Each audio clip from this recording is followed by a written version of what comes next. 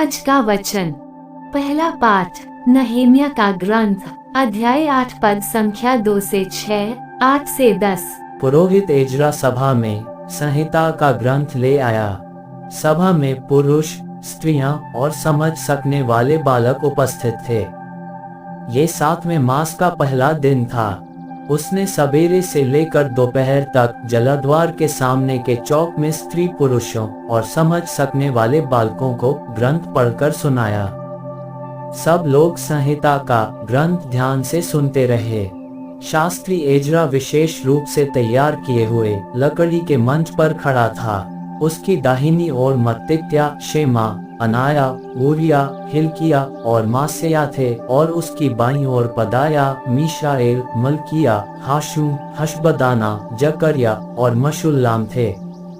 Ezra लोगों से ऊंची जगह पर था। उसने सबों के देखने में ग्रंथ खोल दिया। जब ग्रंथ खोला गया तो सारी जनता उठ खड़ी हुई।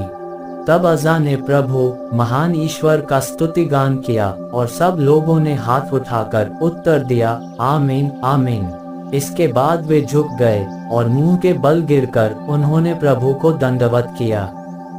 उन्होंने ईश्वर की संहिता का ग्रंथ पढ़कर सुनाया और इसका अनुवाद किया और इसका अर्थ समझाया, जिससे लोग पाठ समझ सकें। इसके बाद राज्यपाल नहेमिया, याजक तथा शास्त्री एजरा और लोगों को समझाने वाले लेवियों ने सारी जनता से कहा, ये दिन तुम्हारे प्रभु ईश्वर के लिए पवित्र है।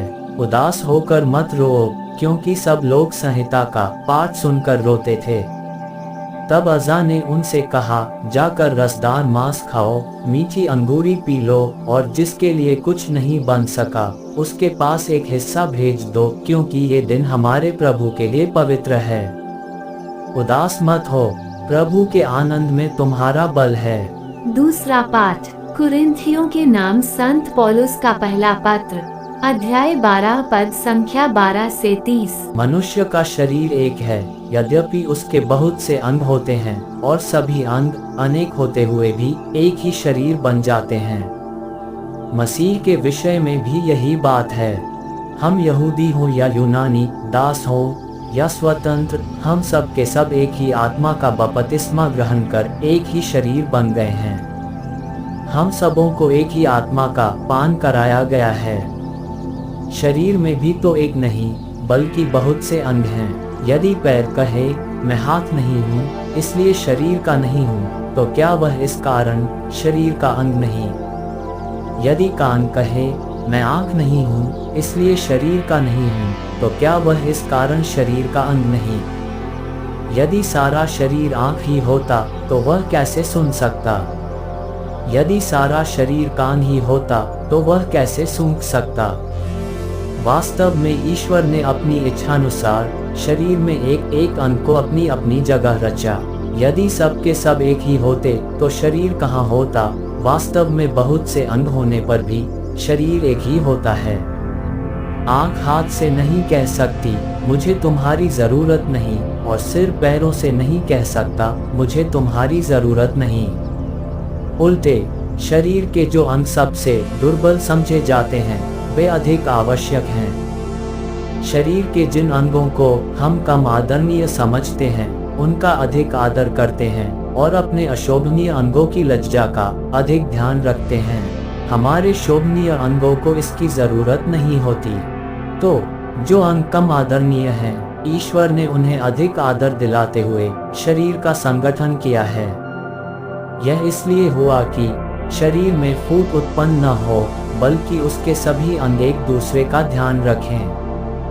यदि एक अंग को पीड़ा होती है तो उसके साथ सभी अंगों को पीड़ा होती है, और यदि एक अंग का सम्मान किया जाता है तो उसके साथ सभी अंग आनंद मनाते हैं। इसी तरह आप सब मिलकर मसीह का शरीर हैं और आप में से प्रत्येक उसका एक अंग है।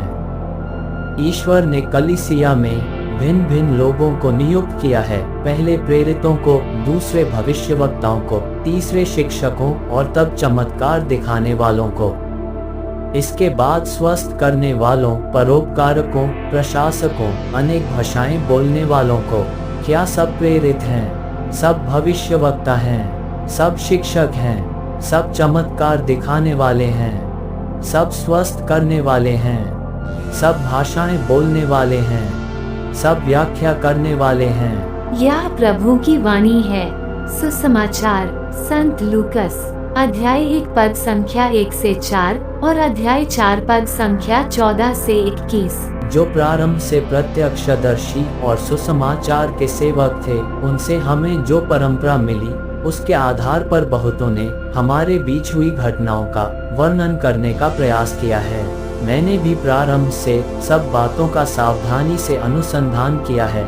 इसलिए श्रीमान थियोफिलुस, मुझे आपके लिए उनका क्रमबद्ध विवरण लिखना उचित जान पड़ा, जिससे आप ये जान लें कि जो शिक्षा आपको मिली है वह सत्य है।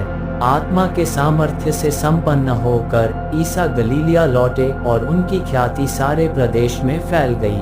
वह उनके सभागृहों में शिक्षा दिया करते और सब उनकी प्रशंसा करते थे। ईसा नाज़रेत आए, जहां उनका पालन पोषण हुआ था। विश्राम के दिन वह अपनी आदत के अनुसार सभागृह गए। वह पढ़ने के लिए उठ खड़े हुए और उन्हें नबी ईसायास की पुस्तक दी गई। पुस्तक खोलकर ईसा ने वह स्थान निकाला जहां लिखा है, प्रभु का आत्मा मुझ पर छाया रहता है, क्योंकि उसने मेरा अभिषेक किया है। उसने मुझे भेजा है जिससे मैं दरिद्रों को सुसमाचार सुनाऊं, बंदियों को मुक्ति का और अंधों को दृष्टिदान का संदेश दूं, दलितों को स्वतंत्र करूं और प्रभु के अनुग्रह का वर्ष घोषित करूं। ईसा ने पुस्तक बंद कर दी और वह उसे सेवक को देकर बैठ गए। सभागृह के सब लोगों की आंखें उन पर टिकी हुई थीं। तब वह उनसे कहने लगे, धर्मग्रंथ का ये कथन आज तुम लोगों के सामने पूरा हो गया है। यह प्रभु का पवित्र सुसमाचार है। आमीन। आज का चिंतन, वर्ष का तीसरा रविवार ईश्वरीय शब्द का रविवार के रूप में मनाया जाता है, जहां ईश्वर के शब्दों पर प्रकाश डाला जाता है। ईश्वर के शब्द जीवंत, सशक्त और किसी भी दुधारी तलवार से तेज है। वह हमारी आत्मा के अंतरतम तक पहुंचता और हमारे मन के भावों तथा विचारों को प्रकट कर देता है। इसलिए आज के सुसमाचार में प्रभु कहते हैं, प्रभु का आत्मा मुझ पर छाया रहता है, ताकि मैं प्रभु के अनुग्रह का वर्ष घोषित कर सकूं।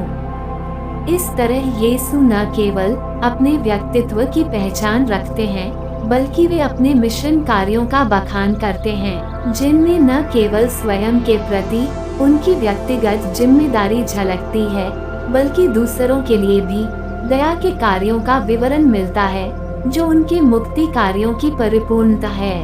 संत पौलुस भी इसीलिए कुरिन्थियों को कलीसिया के सदस्यों के रूप में उनकी व्यक्तिगत जिम्मेदारियों के साथ दूसरों के प्रति अपनी कर्तव्य निष्ठा के लिए उत्प्रेरित करते हैं। इस तरह ईश्वर का वचन न केवल हमें अपने अंतरतम से जुड़ने का मौका देता है, बल्कि दूसरों के प्रति अपनी जिम्मेदारियों को निभाने के लिए सजग करता है। अतः आज जब हम ईश्वर का वचन सुनते हैं, उन्हें अपनी परिस्थितियों के संदर्भ में सुनने की कोशिश करें। ईश्वर हमें अवश्य ही प्रेरित करेंगे।